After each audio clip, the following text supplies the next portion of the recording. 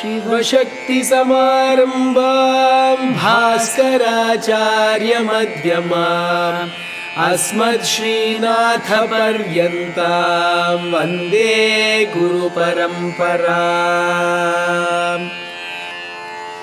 श्रीनाथादिगुरुत्रयं गणपतिं पीठत्रयं भैरवं सिद्धौघं वटुकत्रयं पदयुगं दूतीक्रमं मण्डलं वीराङ्ग्यष्टचतुष्कषष्ठिनवकं वीरावळी पञ्चकं श्रीमन्मालिनी मन्त्रराजसहितं वन्दे गुरोर्मण्डलम्।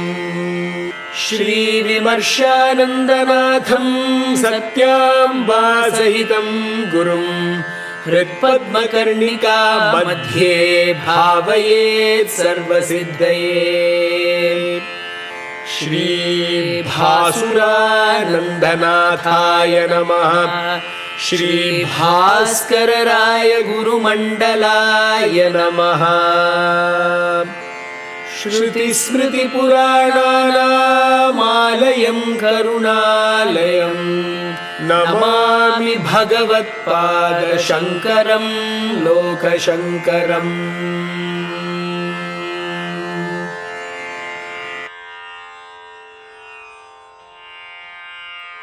Namaste.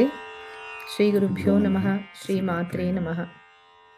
Today we will be covering the 77th and the 78th shloka of Soundaryalahari.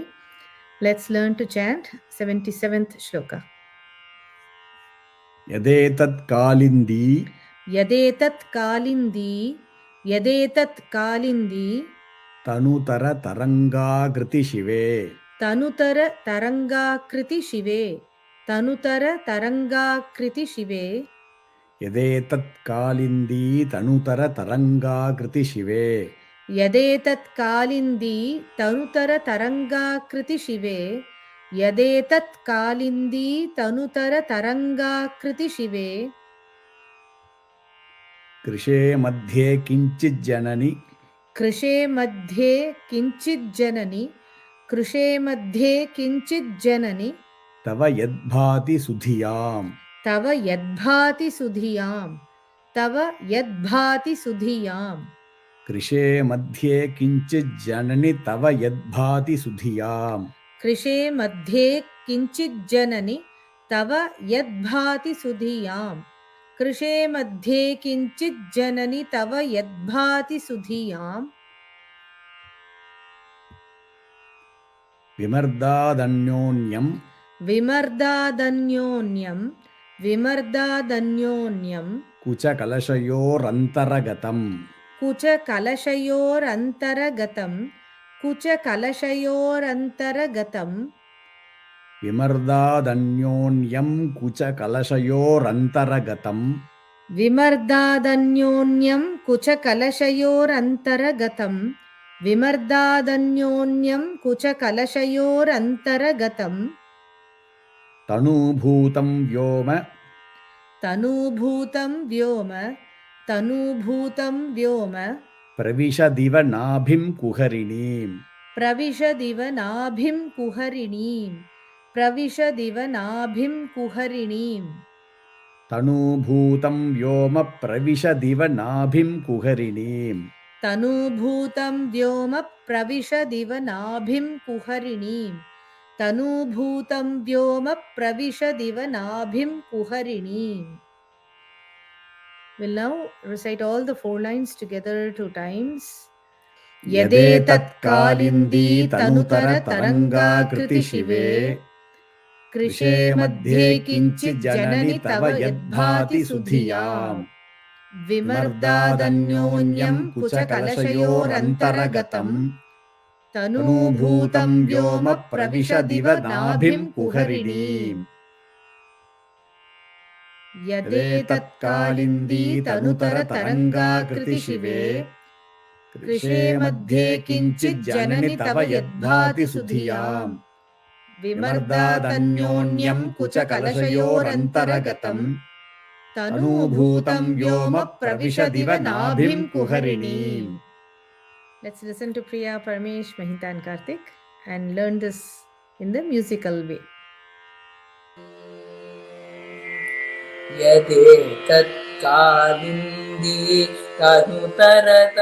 yadetatkālindītanutarataraṅgākṛti śive yadetatkālindītanutarataraṅgākṛti śive yadetatkālindītanutarataraṅgākṛti śive yadetatkālindītanutarataraṅgākṛti śive kṛśe madhye kiñcijjanani tava yadbhāti sudhiyām kṛśe madhye kiñcijjanani tava yadbhāti sudhiyām kṛśe madhye kiñcijjanani tava yadbhāti sudhiyām kṛśe madhye kiñcijjanani tava yadbhāti sudhiyām yadetatkālindītanutarataraṅgākṛti śive kṛśe madhye kiñcijjanani tava yadbhāti sudhiyām yadetatkālindītanutarataraṅgākṛti śive kṛśe madhye kiñcijjanani tava yadbhāti sudhiyām yadetatkālindītanutarataraṅgākṛti śive kṛśe madhye kiñcijjanani tava yadbhāti sudhiyām yadetatkālindītanutarataraṅgākṛti śive kṛśe madhye kiñcijjanani tava yadbhāti sudhiyām vimardādanyonyaṃ kucakalaśayorantaragataṃ vimardādanyonyaṃ kucakalaśayorantaragataṃ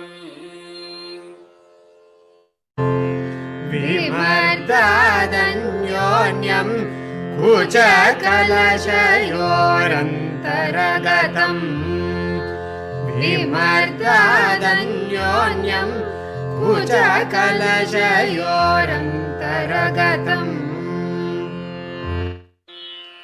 tanūbhūtaṃ vyoma praviśadiva nābhiṃ kuhariṇīm tanūbhūtaṃ vyoma praviśadiva nābhiṃ kuhariṇīm tanūbhūtaṃ vyoma praviśadiva nābhiṃ kuhariṇīm tanūbhūtaṃ vyoma praviśadiva nābhiṃ kuhariṇīm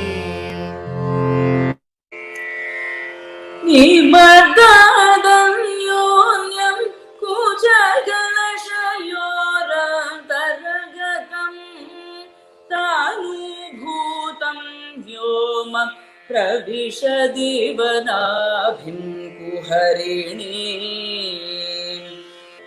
vimardādanyonyaṃ kucakalaśayorantaragataṃ tanūbhūtaṃ vyoma praviśadiva nābhiṃ kuhariṇīm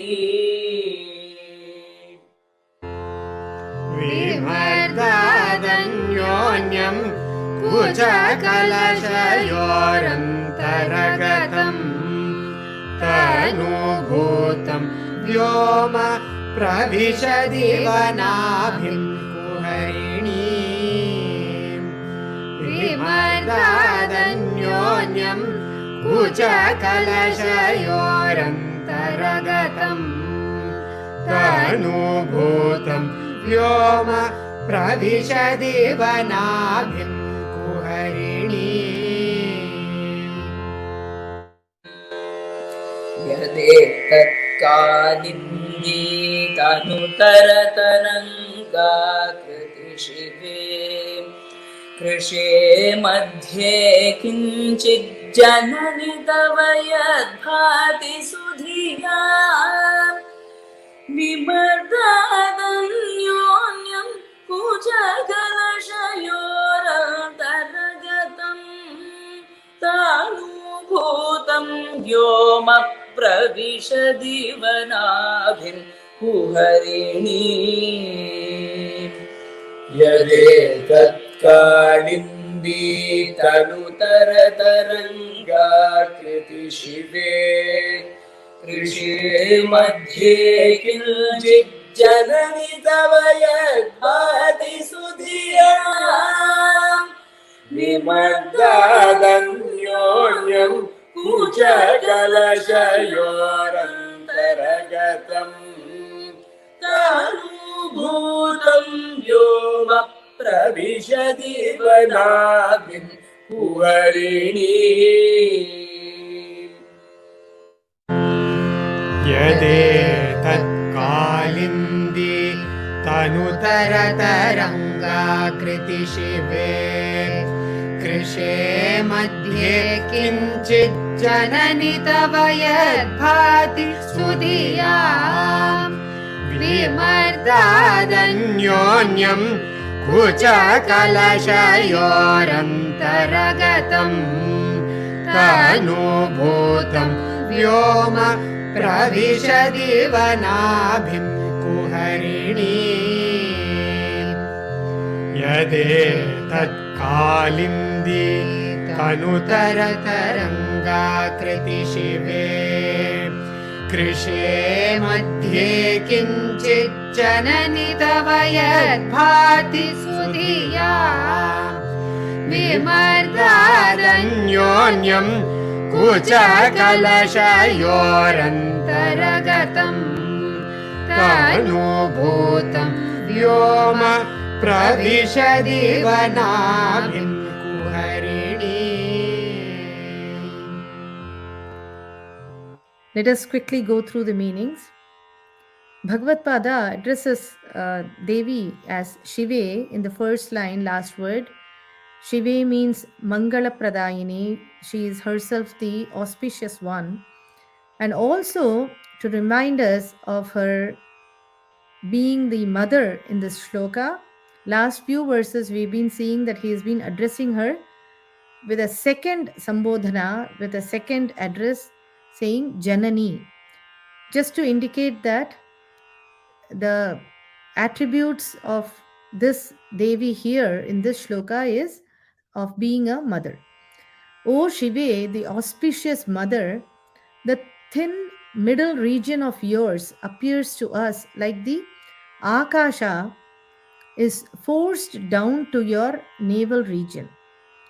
The Romavali of the nābhi looks like the narrow, subtle, light waves of the Kalindi river, that is the Yamuna, of the river Yamuna.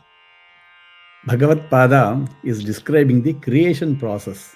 Akasha is the source for all creation. It is the potential energy and all matter is contained in it.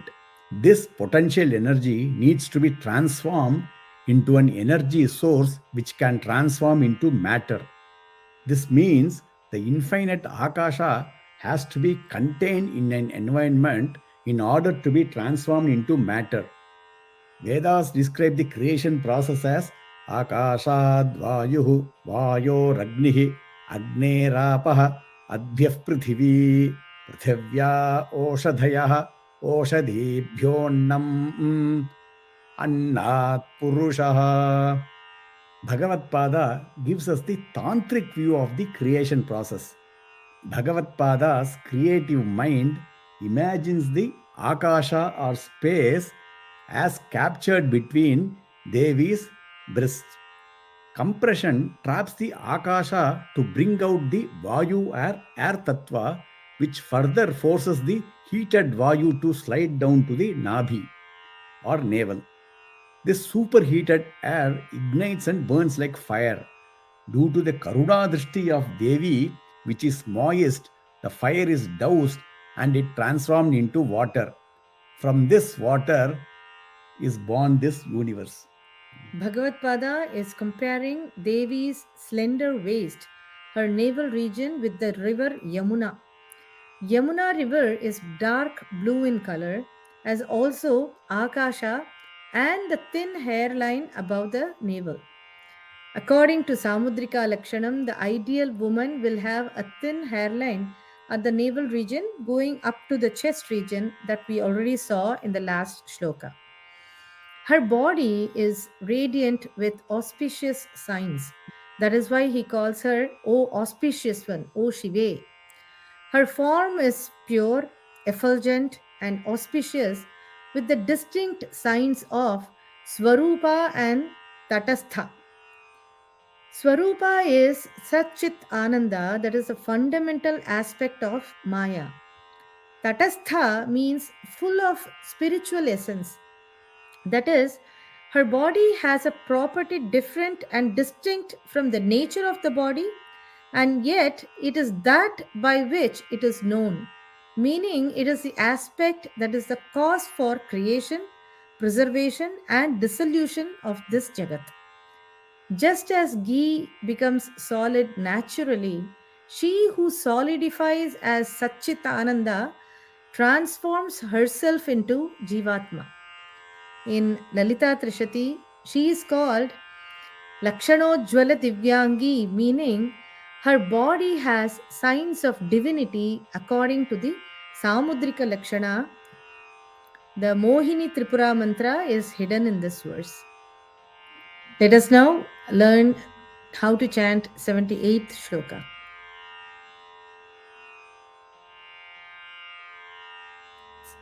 Sthiro gaṅgāvartaḥ. Sthiro gaṅgāvartaḥ. Sthiro gaṅgāvartaḥ. Stanamukularomāvalilatā. Stanamukularomāvalilatā. Stanamukularomāvalilatā.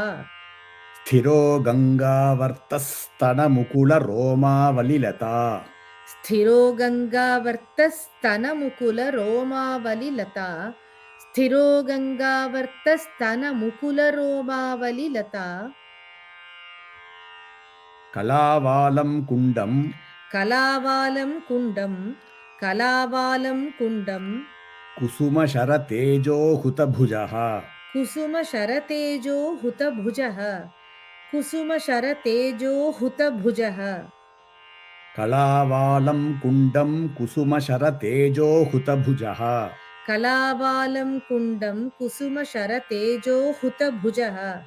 kalāvālaṃ kuṇḍaṃ kusumaśaratejohutabhujaḥ. raterlīlāgāraṃ. raterlīlāgāraṃ. raterlīlāgāraṃ. kimapi tava nābhirgirisute. kimapi tava nābhirgirisute. kimapi tava nābhirgirisute. biladvaram siddhehe. biladvaram siddhehe. biladvaram siddhehe. girishanayanaṇāṃ vijayate. girishanayanaṇāṃ vijayate. girishanayanaṇāṃ vijayate. biladvaram siddher girishanayanaṇāṃ vijayate. biladvaram siddher girishanayanaṇāṃ vijayate. biladvaram siddher girishanayanaṇāṃ vijayate. We'll recite all the 4 lines together 2 times. Sthiro gaṅgāvartaḥ-stanamukularomāvalilatā. kalāvālaṃ kuṇḍaṃ kusumaśaratejohutabhujaḥ. raterlīlāgāraṃ kimapi tava nābhirgirisute. biladvaram siddher girishanayanaṇāṃ vijayate. Sthiro gaṅgāvartaḥ-stanamukularomāvalilatā. kalāvālaṃ kuṇḍaṃ kusumaśaratejohutabhujaḥ. raterlīlāgāraṃ kimapi tava nābhiṃ biladvaram siddher-girisha-nayanānaṃ vijayate. Let's now listen to Priya and her team and learn this in Riti Gaule Ragam. गाङ्गāvartaḥ stanamukularomāvalilatā sthiro gaṅgāvartaḥ stanamukularomāvalilatā sthiro gaṅgāvartaḥ stanamukularomāvalilatā sthiro gaṅgāvartaḥ stanamukularomāvalilatā kalāvālaṃ kuṇḍaṃ kusumaśaratejohutabhujaḥ kalāvālaṃ kuṇḍaṃ kusumaśaratejohutabhujaḥ kalāvālaṃ kuṇḍaṃ kusumaśaratejohutabhujaḥ kalāvālaṃ kuṇḍaṃ kusumaśaratejohutabhujaḥ sthiro gaṅgāvartaḥ stanamukularomāvalilatā kalāvālaṃ kuṇḍaṃ kusumaśaratejohutabhujaḥ sthiro gaṅgāvartaḥ stanamukularomāvalilatā kalāvālaṃ kuṇḍaṃ kusumaśaratejohutabhujaḥ sthiro gaṅgāvartaḥ stanamukularomāvalilatā kalāvālaṃ kuṇḍaṃ kusumaśaratejohutabhujaḥ sthiro gaṅgāvartaḥ stanamukularomāvalilatā kalāvālaṃ kuṇḍaṃ kusumaśaratejohutabhujaḥ raterlīlāgāraṃ kimapi tava nābhiṃ raterlīlāgāraṃ kimapi tava nābhiṃ raterlīlāgāraṃ kimapi tava nābhiṃ raterlīlāgāraṃ kimapi tava nābhiṃ biladvaram siddher-girisha-nayanānaṃ vijayate biladvaram siddher-girisha-nayanānaṃ vijayate biladvaram siddher-girisha-nayanānaṃ vijayate biladvaram siddher-girisha-nayanānaṃ vijayate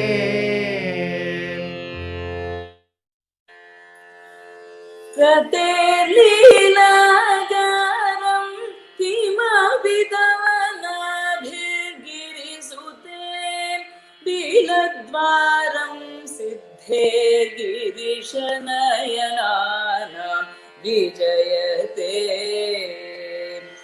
raterlīlāgāraṃ kimapi tava nābhiṃ biladvaram siddher-girisha-nayanānaṃ vijayate raterlīlāgāraṃ kimapi tava nābhiṃ बिलद्वारं सिद्धे गिरिशनयनानां विजयते रतेर्लीलागारं किमपि तव नाभिर्गिरिसुते बिलद्वारं सिद्धेर्गिरिशनयनानां विजयते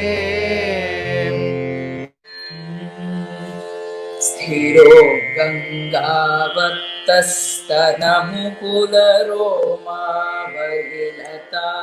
kalāvālaṃ kuṇḍaṃ kusumaśaratejohutabhujaḥ raterlīlāgāraṃ kimapi tava nābhiṃ biladvaram siddhe गिरिशनयनानां विजयते स्थिरो गाṅgāvartaḥ stanamukularomāvalilatā kalāvālaṃ kuṇḍaṃ kusumaśaratejohutabhujaḥ raterlīlāgāraṃ kimapi tava nābhiṃ biladvaram siddhe गिरिशनयनानां विजयते स्थिरो गाङ्गāvartaḥ kalāvālaṃ kuṇḍaṃ kusumaśaratejohutabhujaḥ raterlīlāgāraṃ kimapi tava nābhiर्गिरिसुते बिलद्वारं सिद्धे गिरिशनयनानां विजयते स्थिरो गाङ्गāvartaḥ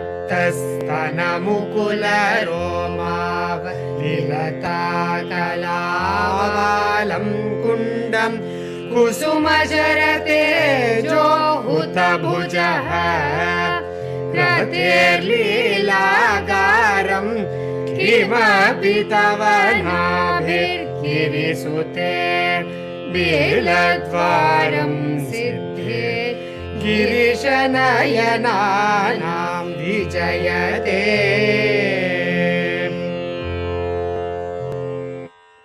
Let us quickly go through the meanings.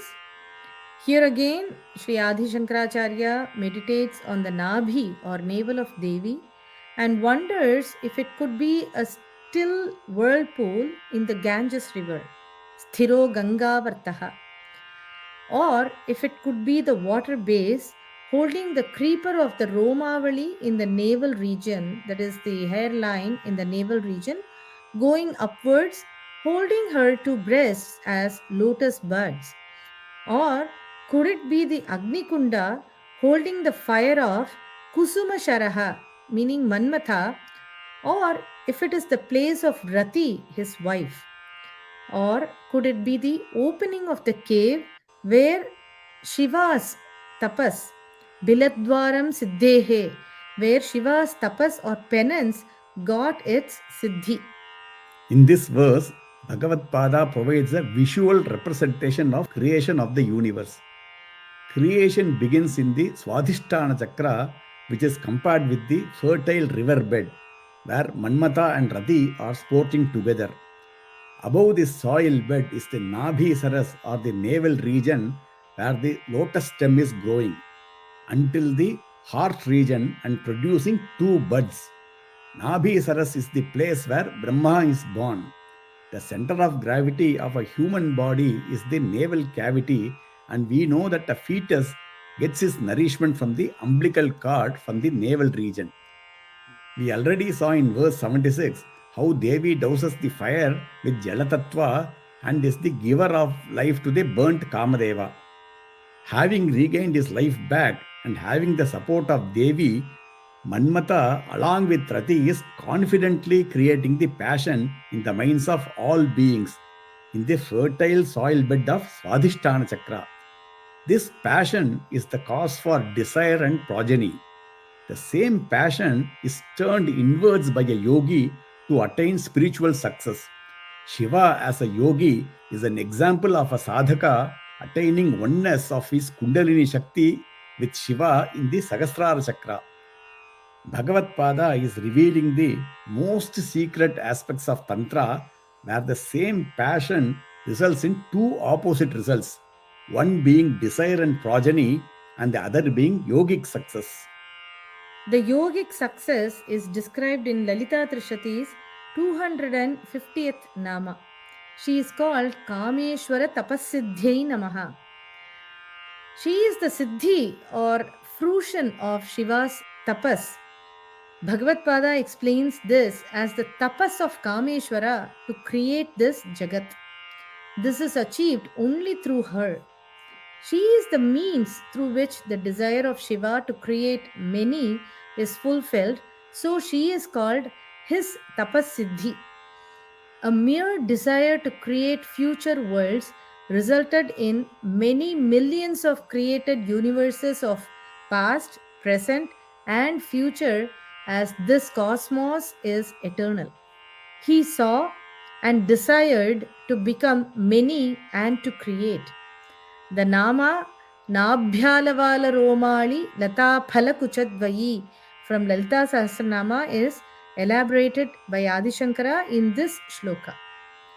Mahaganesha mantra is hidden in this verse. With this, we conclude today's session. We'll meet again tomorrow to go through the last two shlokas for this week's sadhana. Shri Gurubhyo Namaha, Shri Matre Namaha, Namaste. Shri Gurubhyo Namaha, Shri Matre Namaha. शिवे शिव सुशीतलामृततरङ्गगन्धोल्लसन् नवावरणदेवते नवनवामृतस्यन्दिनी गुरुक्रमपुरस्कृते गुणशरीरनित्योज्ज्वले षडङ्गपरिवारिते कालितयेष पुष्पाञ्जलिः कालितयेष पुष्पाञ्जलिः